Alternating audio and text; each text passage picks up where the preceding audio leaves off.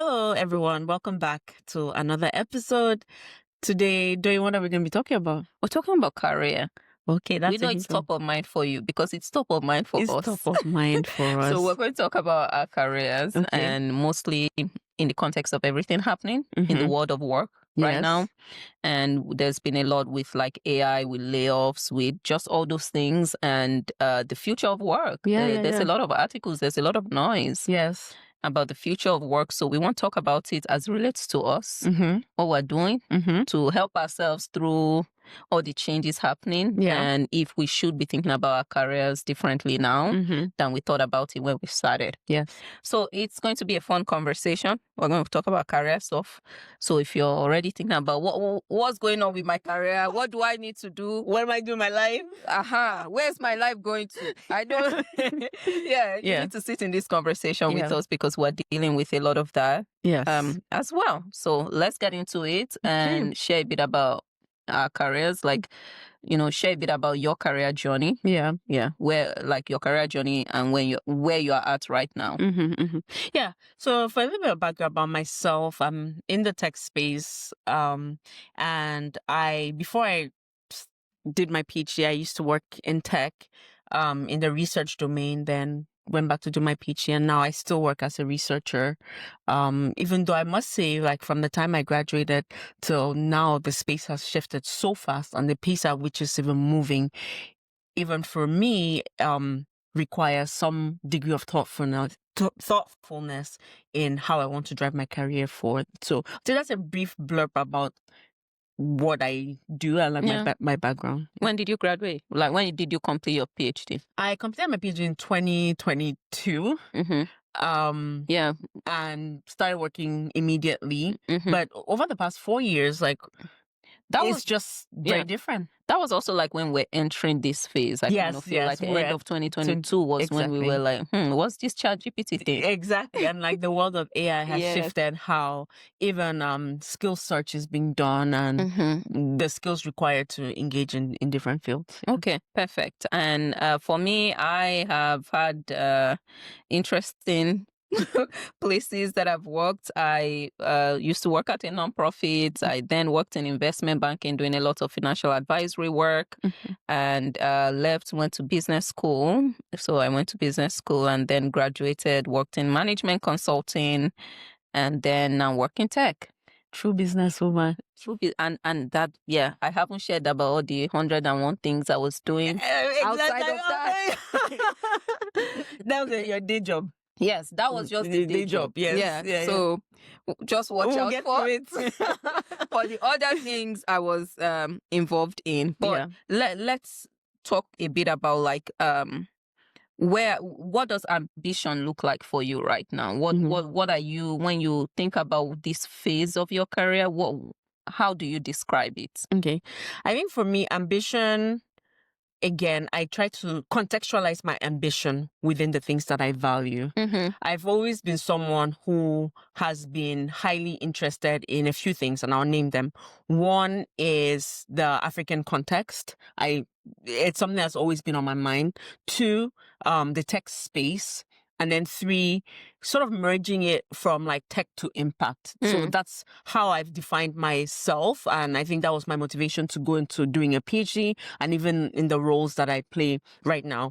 So when I think of like my career, I try to identify like what are the themes that are true to my values. And that's how I want to build a career, build things that contribute to that perspective, not necessarily just, if I may say, a job. And I don't want to say just a job because jobs are important, but not only centralized on the job that I'm in right now. So I think of myself as someone who is a technologist, but committed to the African landscape and figuring out how to deliver impact in that space using technology. That's really good. For me, the way I'm thinking about like ambition right now is I'm trying to merge work and like some of my creative sides a bit. So I'm just at this phase. I'm at this phase where I'm thinking about work, but more trying to lean into some of the passion stuff that I've neglected and see how I can. But again, I've worked for a while, so I'm not leaving college and out pursuing my passion. But yeah, okay. I'm just at this point where I'm trying to find a blend of work and also create a different kind of creativity, because there's creativity at work too, right? Yeah, I mean, that's a whole other thing when we use the word creative. Yeah. There's creativity at work. So I'm trying to find, breadth has always been important to me, not depth as much. So I want depth in a different way in other things that are non-linear. So that's kind of like where I'm at, right? Success right now for me would look like success at my job, or like, that side of my career, but success in also other projects that interest me, that I think are also equally impactful in terms of the way I want to deliver impact in this world. Yeah, it almost seems then to me that as a whole person, you have these different like components that contribute to you in the realm of like work. You've mentioned like your work that you go to on a daily basis, but then there's also these like passion buckets that still contribute to that whole work lens that you present as, okay, this is me delivering value. Yes. Yeah. Well, that's really cool. Yes. Yeah, that's really cool. And see how can I deliver more impact even on those things instead of just treating them as like, it's just a project. I'm excited today. I'm not excited tomorrow. Okay, shut it down. Yeah. Okay. Yeah.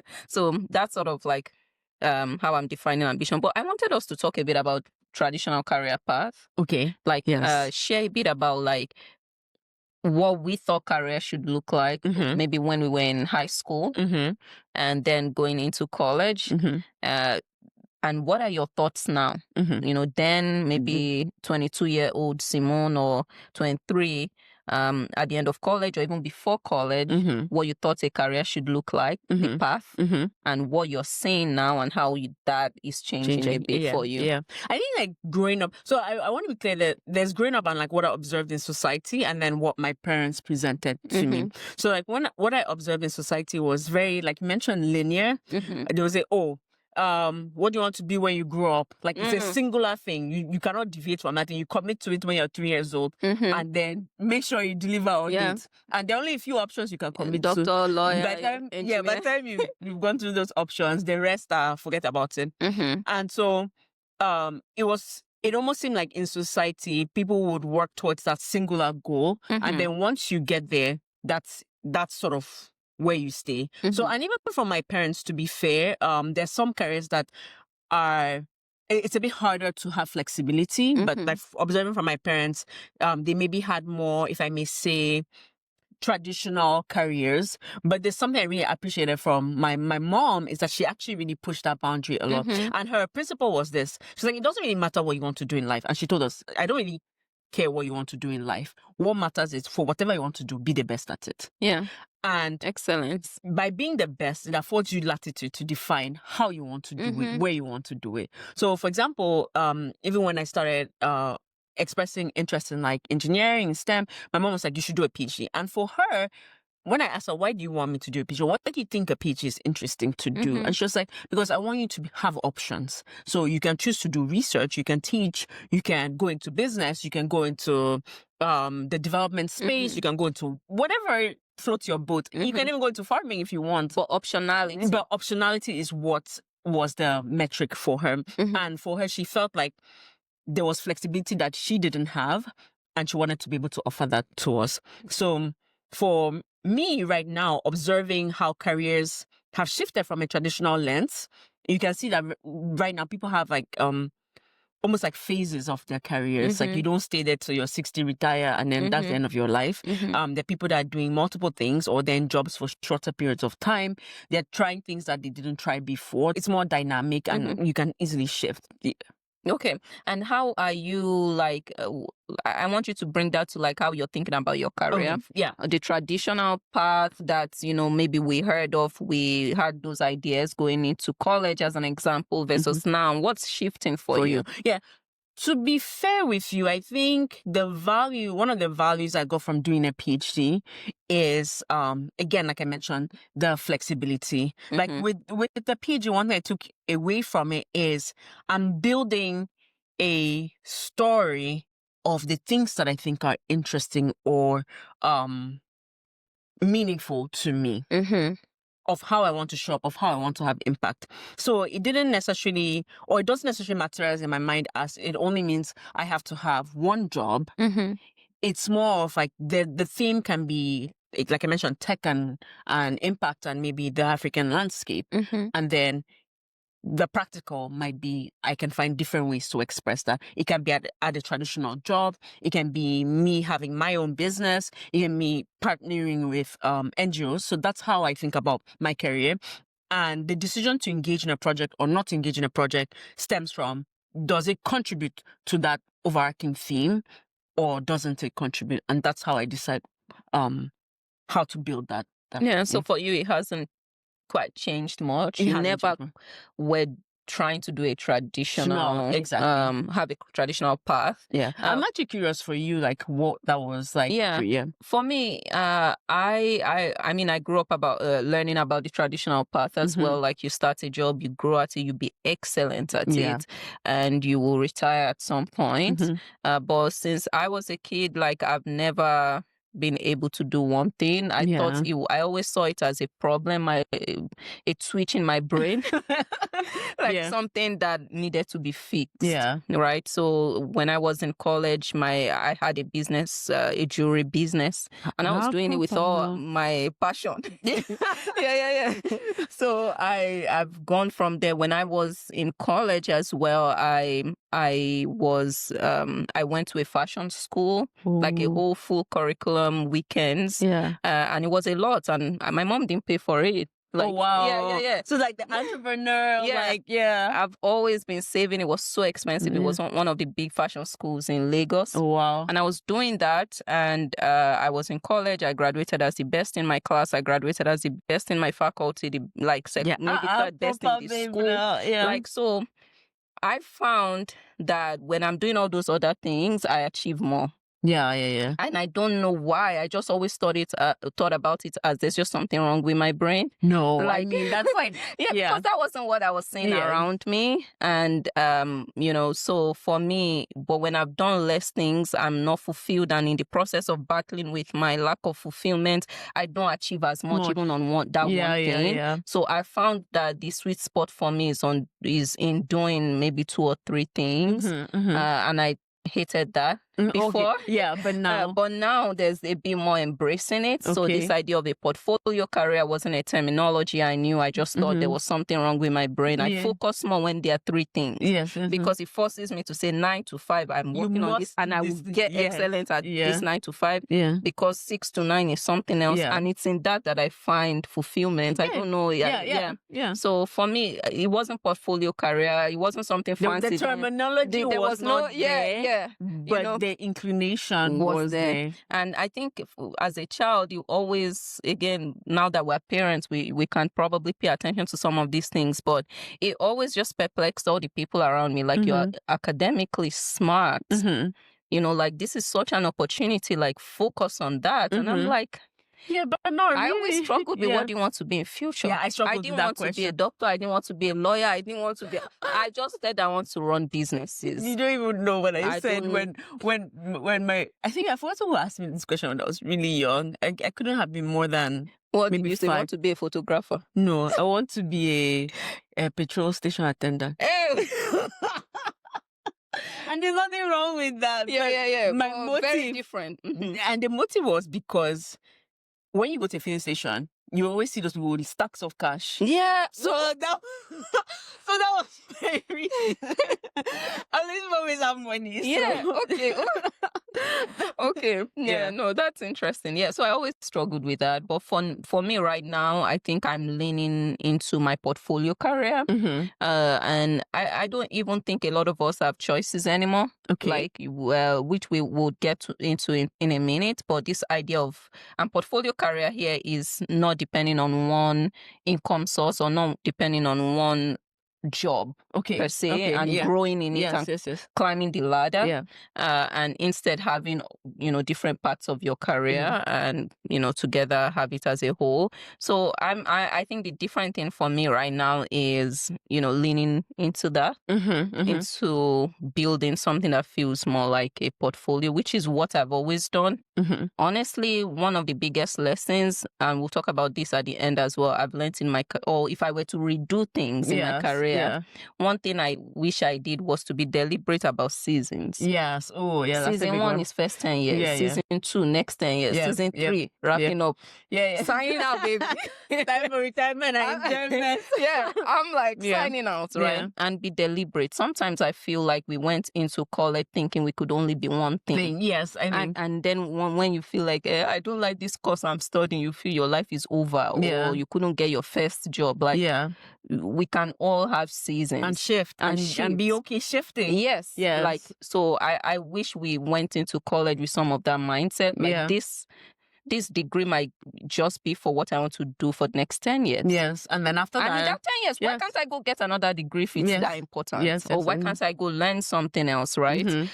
So for me, like, I just feel like seasons are important, even for career. So right now, to answer your question, I don't think you can just not think. At least you should think about this thing I'm doing in my day job. What else can it be used for? Yeah. Transferable skills. Yeah. Transferable what else skills. can I do with this thing? If I were not here tomorrow, maybe because of my choice or the company's decision. What does that mean for me, right? So I feel like whether that's because of AI or the layoffs, you should at least be thinking about it, right? Yeah. What are other ways I can make a living from this, if a living is still important to you? Because if you've solved that problem. If you worked in tech for 20 years, maybe you've solved that problem already. Hello, and I won't blame you. I gotta retire, I gotta rest. Go and rest. Fire away. Yeah, so you need to, at least for me, you need to be thinking about it. But then, is there something to be said then about like being overly extended? Versus like, okay, I'm actually pursuing like portfolio career. And when you say overly extended, you're just doing many things and not good at any. Not necessarily not good at it, but you could be good at it. But just because we have 24 hours in a day. Yeah. Yes. Yeah. And I think that's a question I had around even this concept of portfolio careers. Is it right for everyone? Because we know for you to build expertise in anything, you need to focus. Yes. Yeah. So it's part of the portfolio strategy for you to focus for 5 years on something and then do your more portfolio type of thing after the 5 years. Or because we know no good thing has come from spreading yourself everywhere. Yeah. No side hustle has become a 10 billion from At some point you need to move it from a side into to a main thing. Yeah. If you don't do that, we know nothing has come. Let's be honest, side hustle doesn't make $10 billion businesses, right? As a side hustle. As a side hustle, you need to do that shift. So there's that. What is that balance between focus and digging into that thing versus like, I'm going to pursue these 3 things at the same time? For me, my theory is this. I feel like it takes about 4 to 5 years to actually gain like really good mastery at something. And I know that's long, and maybe AI has and maybe AI has reduced that timeline. But there's some amount of time, let's say an amount of time that's required to gain mastery. So in the beginning of it, and I'm just going to use the 5 or 4 year timeline as an example, but you can scale it to N.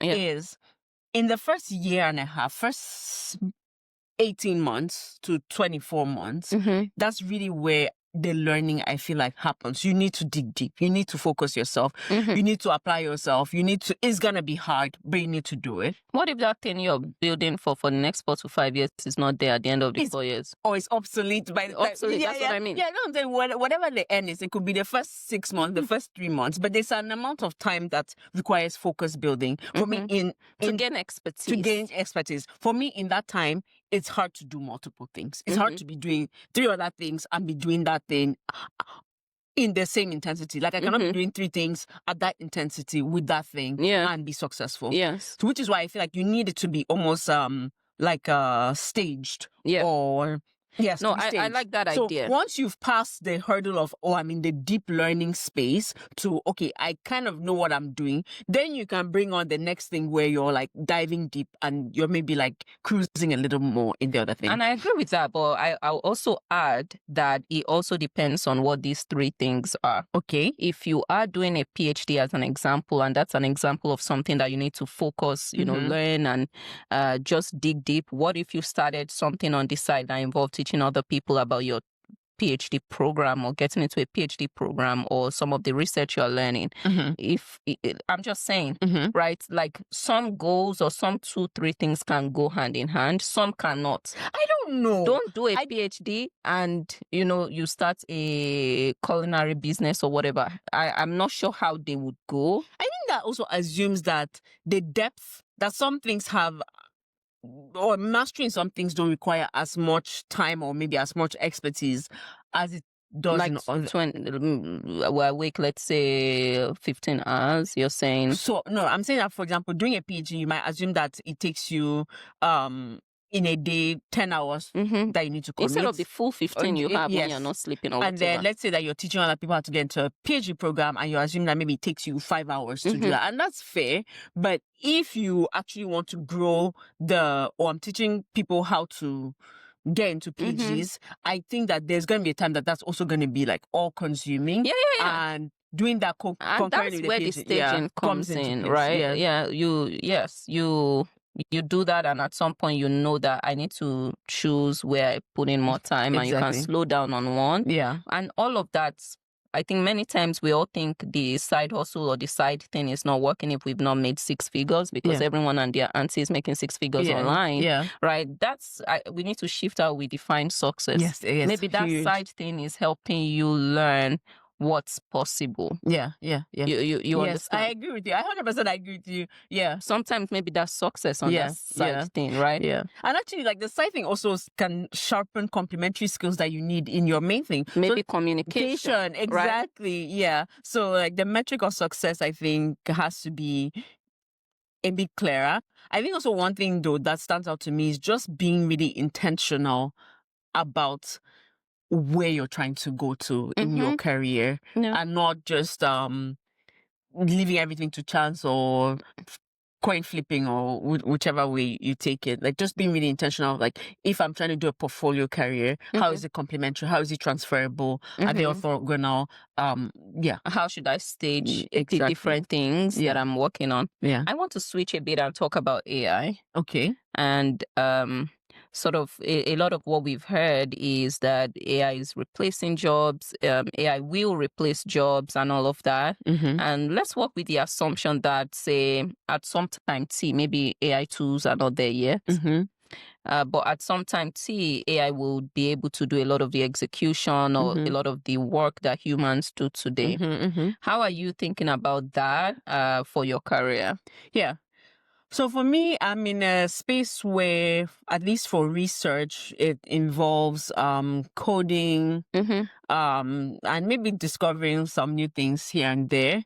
So how I think about it is, what are the things that AI can help me do that make my work faster, make my work better, save me time, as opposed to thinking that I need to be doing the same things that I was doing before. So let's say in a day, I spend half of my time doing tasks that now AI can do.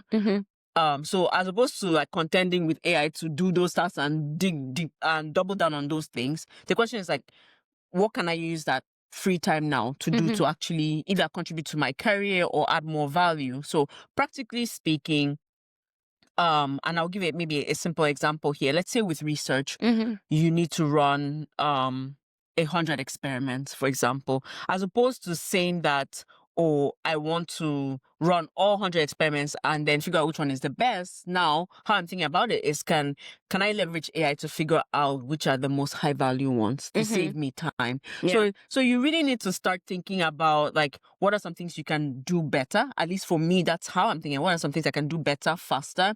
And what are some higher level tasks that I can do that AI cannot yet do? So problem framing, grounding it down into like impact. What's the impact of this thing? Making decisions. I think there's still a lot of nuance in that space, and like leaning into that as opposed to just doing the same thing is how I'm at least adjusting to. So if you were trying to summarize, like, what skills should people be focusing on now with AI and all that AI can do and will be able to do? Yes. Yeah, I think for you, what you're mentioning is essentially think about like what can AI do now versus what can I do, and lean into more I can.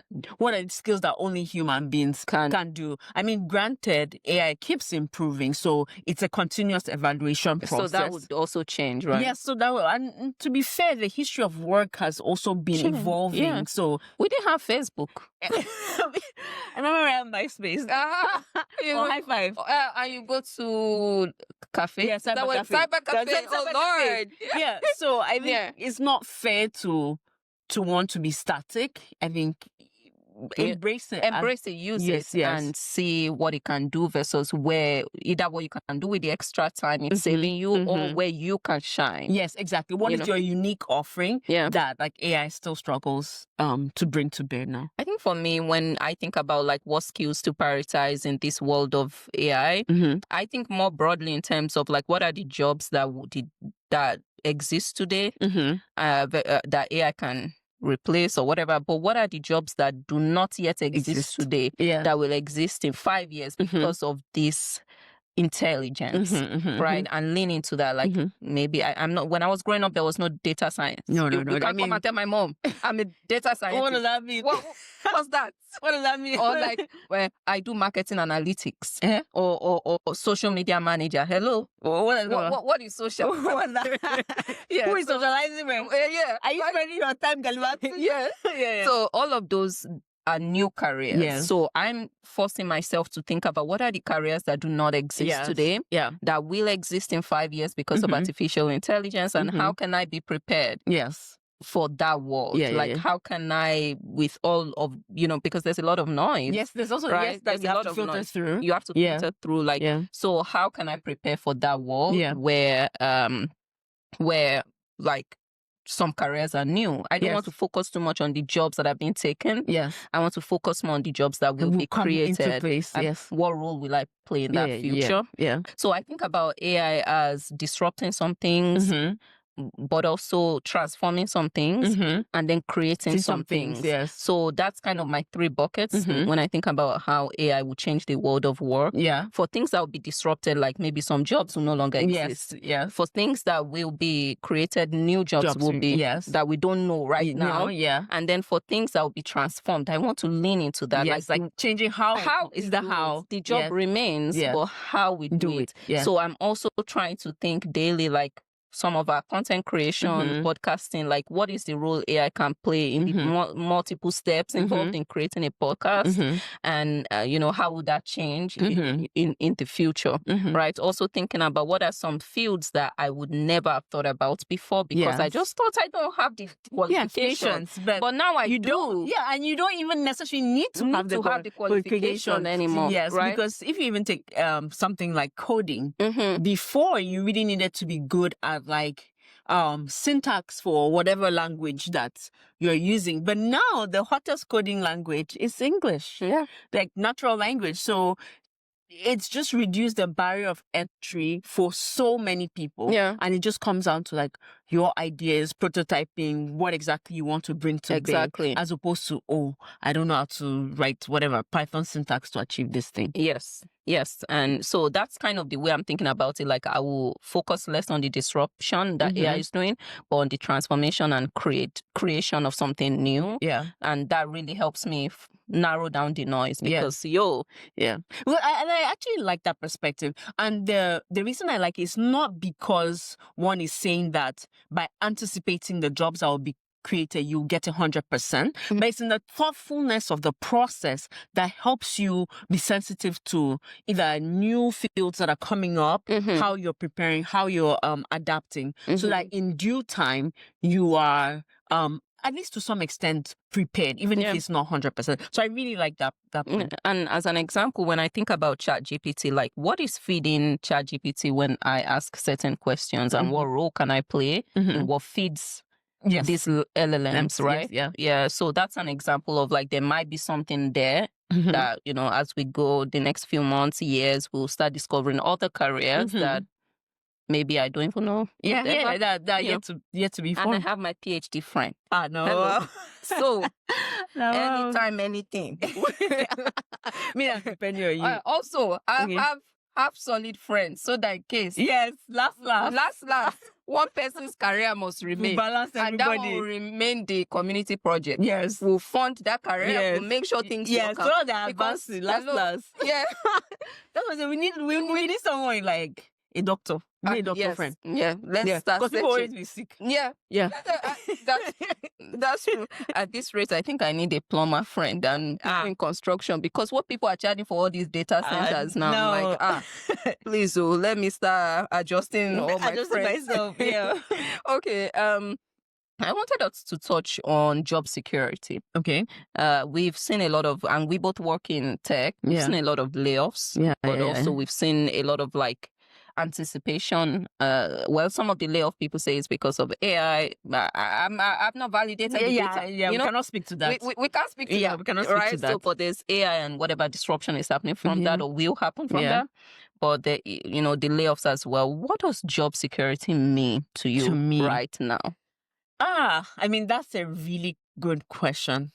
If you had asked me this question maybe when I just started my career, I feel like my answer would be different than now. I feel like job security when I just started would have meant I don't want to get fired. That's all.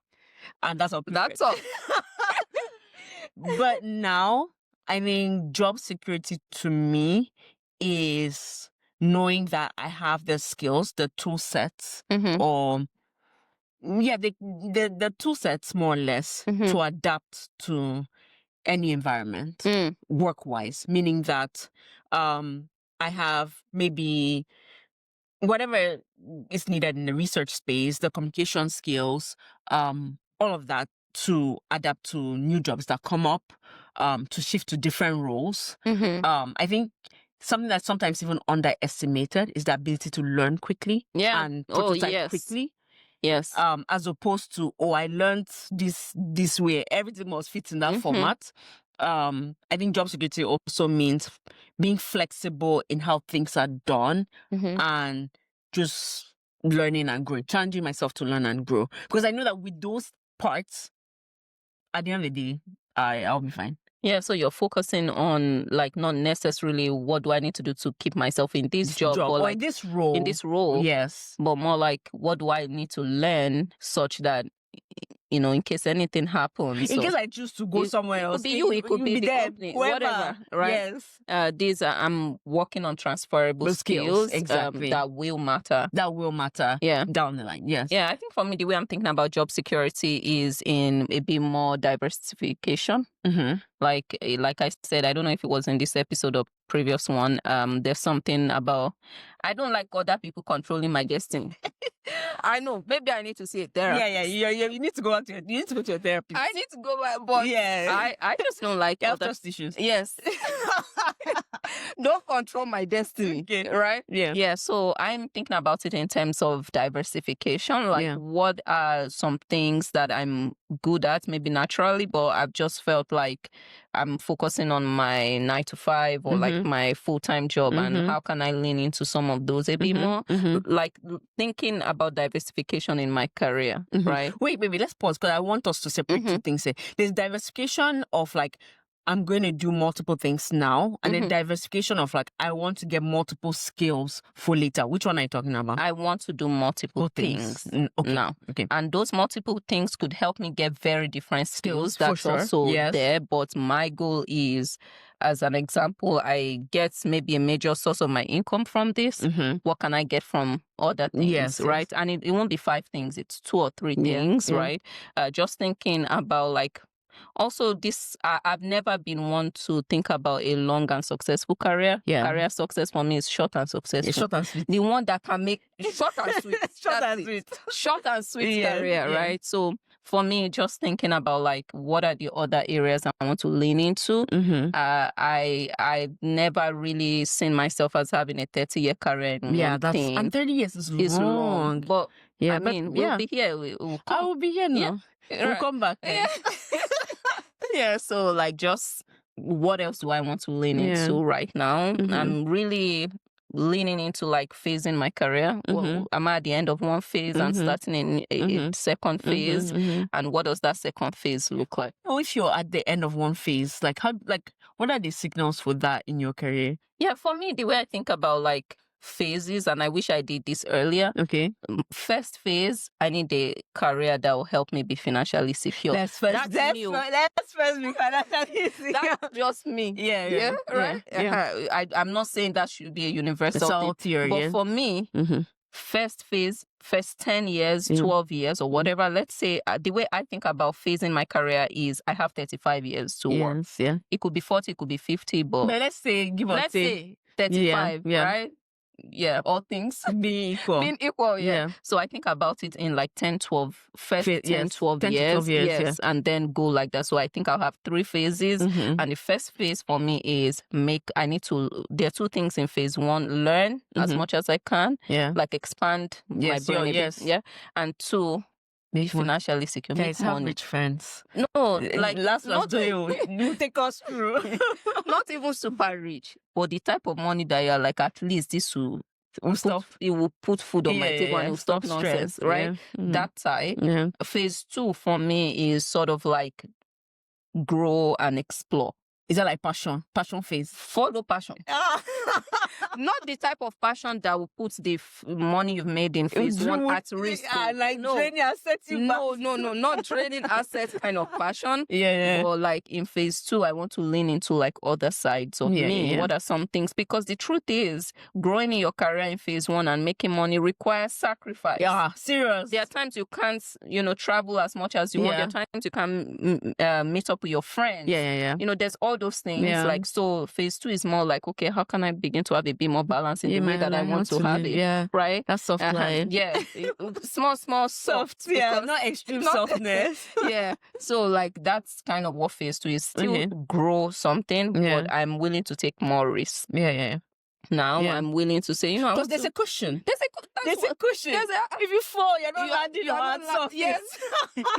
And especially when you now have kids. I take kids so seriously. That's like a no Please joke. don't invite me to this world. Yeah. At least because the way I used to question my mom, I say, if my daughter questions me this way, you not find it. Yeah, I won't find it easy at all, right? So I feel like, especially with kids, it's good to have that first phase where you have some cushion, not for them to be. I'm not talking about trust fund. Excesses. Not trust fund anything here, but something that she won't go hungry. Yeah. Right? So there's that. And then the third phase is full on enjoyment. That's the time where I'll be doing purely projects, whether they bring me money or not. I don't even care. Full philanthropy. Yeah. Yeah. Let me just attend gala. Dress so. One meeting in Portugal, the other one in New York. You see, give advice here. Yeah. Not so much advice, but a little here and there. Yeah. So I've been thinking about my career in phases that way. And when I'm at the end of the first one, like if I said the first one is the first 10 years, but my money is not there. It's not adding up. Yeah. I'm not yet at the end. We'll extend now. I'll extend. Yes. Right. I'm really about like continuous evaluation. Yes. In truth, with your career, like you have to continuously evaluate given your goals. Yeah, given your goals. Yeah. Yeah. So, but the traditional idea and definition of job security, I think, it's a little outdated now. Yes, I don't think of any job as secure. Do you think of any job as secure? No, last everybody can. Everybody can. Yes. Everybody can. When you're not the creator, they found the CEO. They might oust you. Yes. Yeah. So no, I don't think of that. Yeah. Okay. I want to touch on something else, which is around passion. And I know we touched on it a bit. Yeah, but we need to dig deep. We need to dig deep into passion. What role do you think passion should play in someone's career? Now, let's start from someone, you're talking to someone watching us right now, and the person is 22, maybe leaving college. In fact, before going to college, let's start from there. For me, I have a few principles that I try to live by, not perfectly, but I try to live by. One is play to your strengths. I can be passionate about A, but it does not align with my strengths.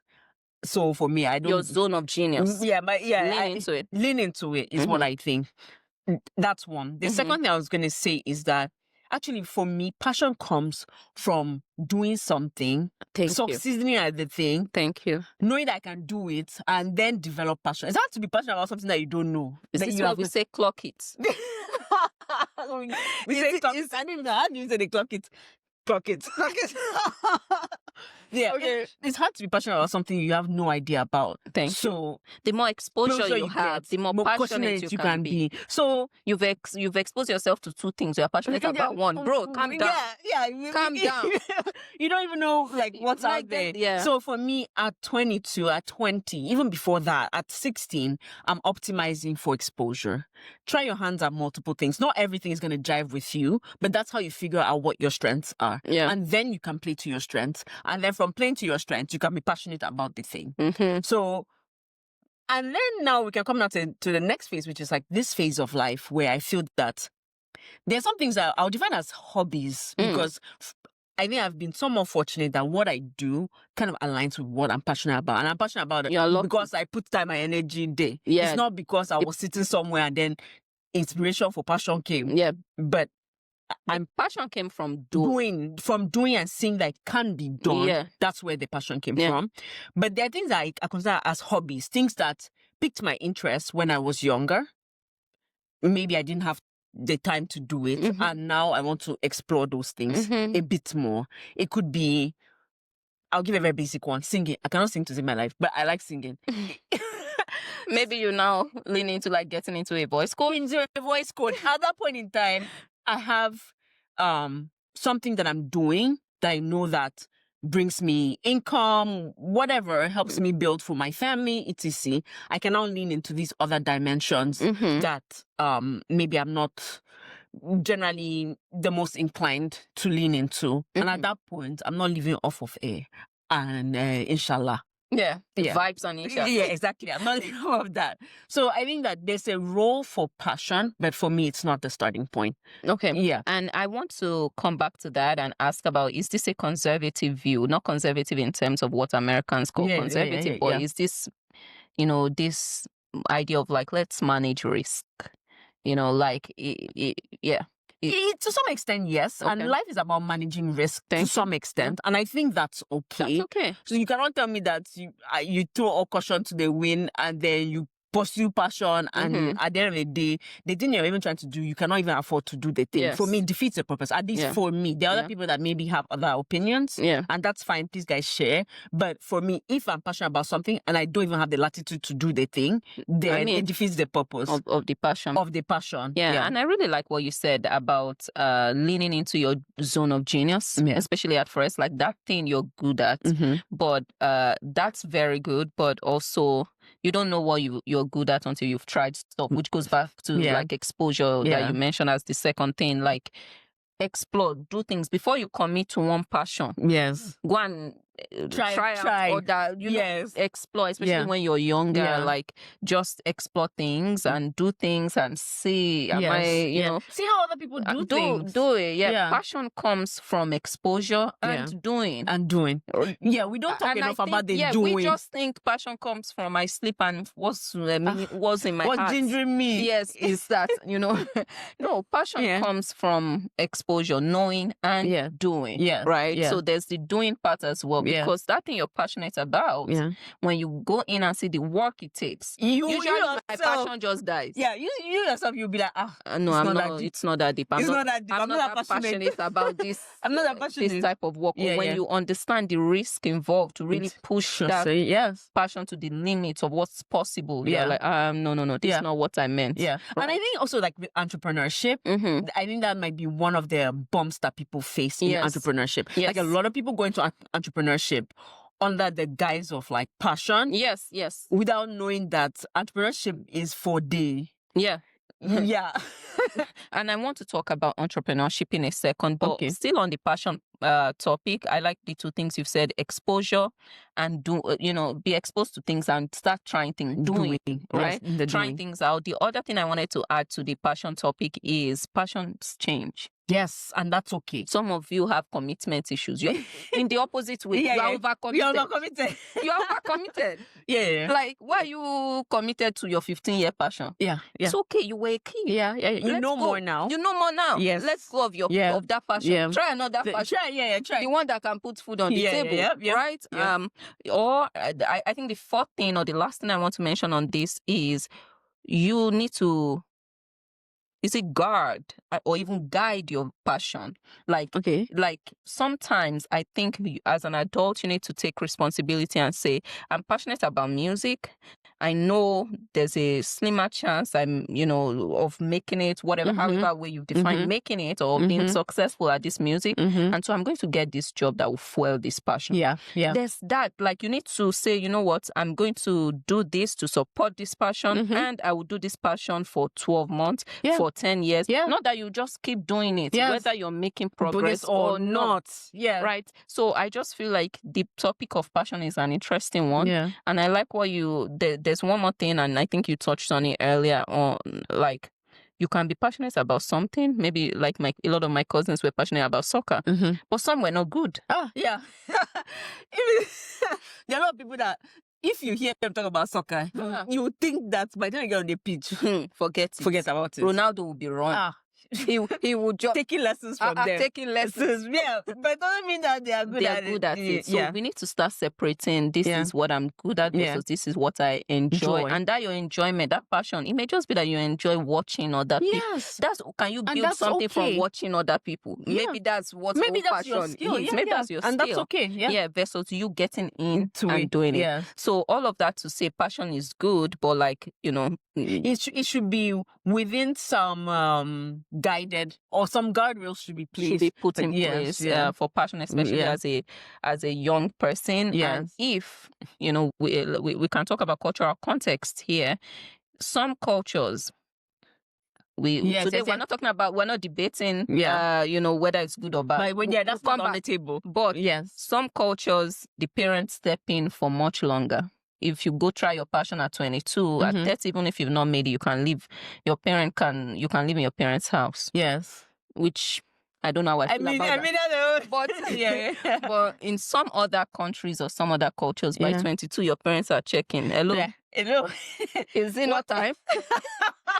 Have you not graduated college? Even college, like many kids here pay for their own college, which is not how we work. Yeah, that's not how we grew up. That's not how I grew up. Like, your parents take the loans here. You take the loans. You sort at age 20 or 19, you're go and sort it out. You can't get scholarships, right? So there's that as well. So if you do your passion from age 22, and you grow up in this context or this kind of environment, by 25, if your passion is not working, you can be homeless. Yes. So you need to start having some of those realities. And tough conversations with yourself. With yourself. Yeah, you can be passionate about something.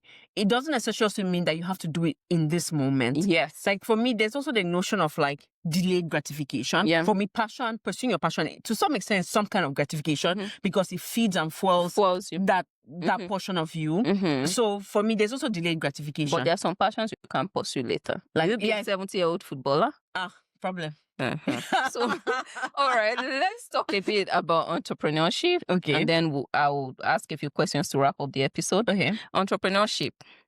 Which today's episode is not full on entrepreneurship, but since we're talking about career, we have to touch entrepreneurship is like a path for many people. Yes, probably more people are in some sort of entrepreneurship than 9 to 5. Yeah, and we should probably also qualify the statement of entrepreneurship. We're not necessarily talking about like big tech companies. There's this informal entrepreneurship also, where people, like, for example, you're a beat maker, you're I don't know. Small business? Yeah, small business. What's the big tech entrepreneurship? Like you have like a full-blown like company, and I don't know. It has grown to big tech state. Not India, baby. Hey.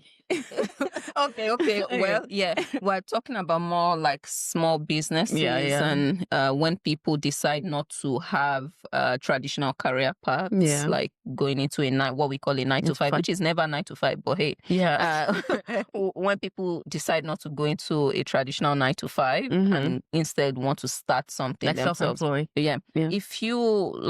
If your daughter were 20, let's say she's gone to college and she were say 22 and considering entrepreneurship, how would you think about entrepreneurship for her versus like starting in a 9 to 5 career? Okay, I think like for my daughter, in all honesty, I'm not sure that I want her first time of thinking of entrepreneurship when she's like 22. Okay, yeah. You must have shown the science. Before. Like, like I think that it would, again, playing to her strengths. By that point in time, we should kind of already know what her strengths are. And if she's this like very outgoing, extrovert, industrious, wants to sell, wants to build, and has been selling. It's not that the first thing that she now wants to do is, then for me it can be a natural progression. Okay. So for me, I don't feel like that's the first time I want to be like, okay, you've never exhibited. And I'm not saying that exploration is a bad thing, because sometimes you can explore and discover. But it will have to be, maybe let's not go full blown 100% on this thing. Let's see how thousands of dollars. Let's see how we can start small and then show me a proof of concept. Do you wish you did more? Where would you place your career in terms of like entrepreneurship versus like 9 to 5? Do you wish you did a bit more entrepreneurship type of things, like starting businesses and all those? I had a business at some point. I had a shea butter business in Burkina Faso, and it was great. This lady is she has lived everywhere. Nine lives. And it was really good, to be honest. I think it served for that season. But coming to your point, I think you also need to like acknowledge when a season is over. I knew that ultimately the things that, to be honest with you, right from when I was a little kid, I remember, I think I was maybe like 7 or maybe 8. My mom had asked me like, oh, what do I want as a gift? Or I thought I want a lab in her house. I want to open a laboratory in her house. And she was like, I'm going to burn her house down. I was like, no, I promise I won't burn it down. Just give me the So for me, that was something that I've always wanted to like experiment, like do research. So I went into entrepreneurship then, and the form that I did at that point was just like selling and like buying, a little bit of experimentation. But I realized that if I actually have to go into entrepreneurship, I have to be involved at like the creation stage and like building something. So which for me was part of the reason why I decided to park that idea and like go back to like the research space.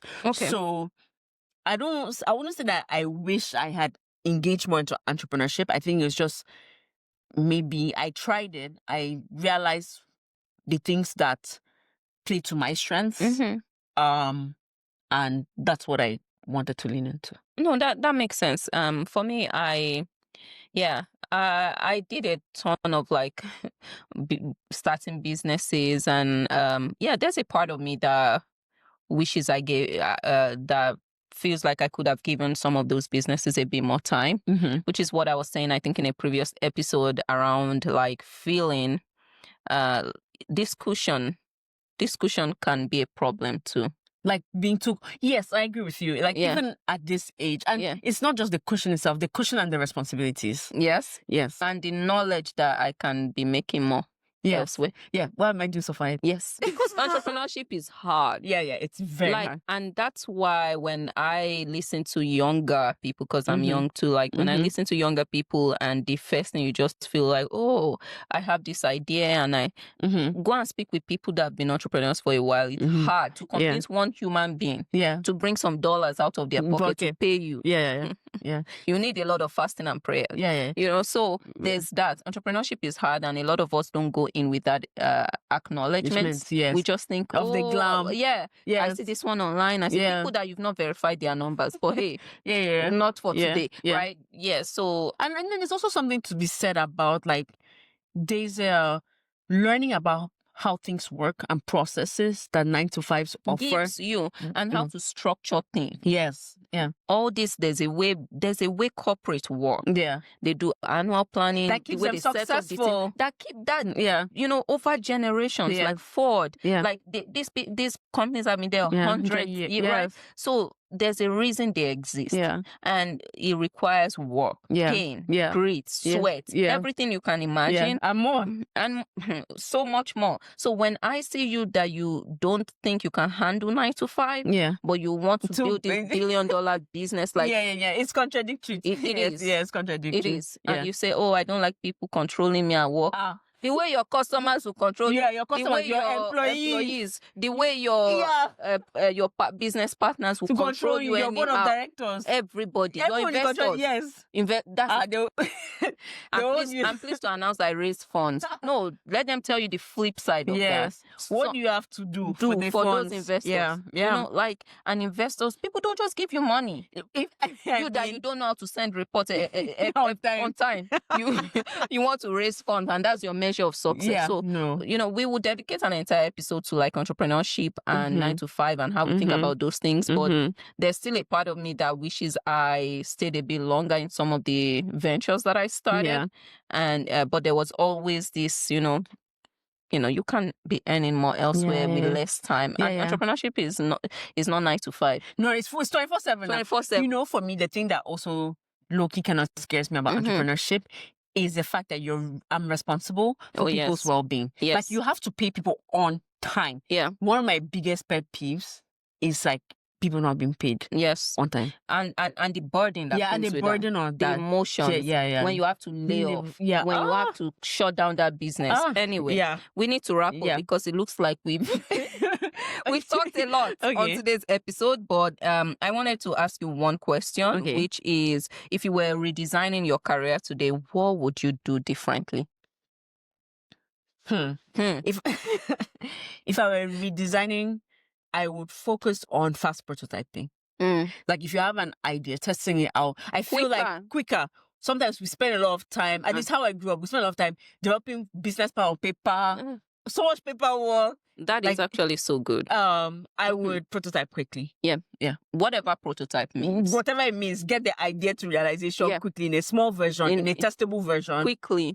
Yeah. And if it's not an idea that can be prototyped physically, if you have an idea, start reaching out to people on LinkedIn. Exactly. I'm starting this business. What do you think? What are the people? Start putting it out there. Don't just be your mind analyzing. Honestly, any idea now. 1 week I need to start. If I've not started, I won't start it. Not too long.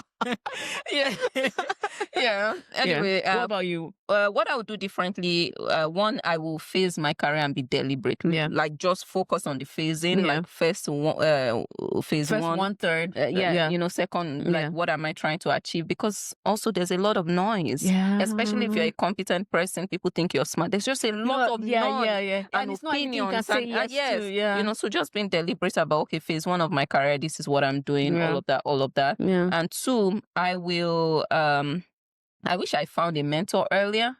Someone to say, go try it, go do it for, just help me put some guardrails into things a bit. That's a huge one. So I wish I did some of those things. Or like a professional coach. Early. Maybe not someone you can pay, maybe you're 22. But even someone around you that's maybe 35, they've worked for a while to help you filter out some of those things and like just get you doing. 100% agree. Anyhow, on that note, we will wrap up this episode. Wrap us up. Guys, thanks for sitting in on this career episode. And if you have any other tips for how to think about your career, share with us. We want to know. We want to learn. This is not only a one-way platform. Share with us. We want to share it here too. And if you have any questions, put them in and we'll see if we can get to them. And share we'll have an email in the description. Send us an email. Otherwise, have a good rest of the day and we'll see you next time. All right. See you. Bye.